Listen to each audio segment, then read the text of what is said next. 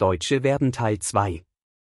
Heute lernen wir 5 wichtige Verben: sprechen, schreiben, lesen, fragen, antworten. Verb 1: Sprechen.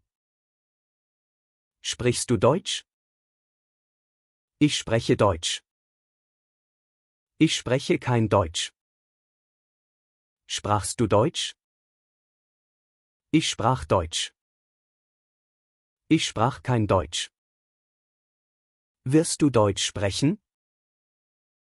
Ich werde Deutsch sprechen. Ich werde kein Deutsch sprechen. Verb 2: Schreiben. Schreibt er einen Brief? Er schreibt einen Brief. Er schreibt keinen Brief. Schrieb er einen Brief? Er schrieb einen Brief. Er schrieb keinen Brief. Wird er einen Brief schreiben? Er wird einen Brief schreiben. Er wird keinen Brief schreiben. Verb 3: Lesen. Liest ihr das Buch? Wir lesen das Buch. Wir lesen das Buch nicht. Lasst ihr das Buch? Wir lasen das Buch. Wir lasen das Buch nicht. Werdet ihr das Buch lesen? Wir werden das Buch lesen. Wir werden das Buch nicht lesen. Verb 4: Fragen. Fragst du mich? Du fragst mich. Du fragst mich nicht. Fragtest du mich?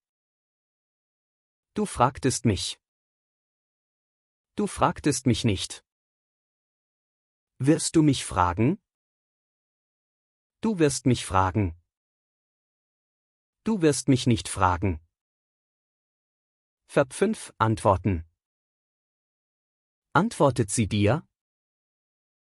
Sie antwortet mir.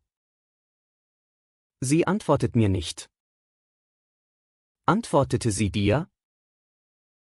Sie antwortete mir.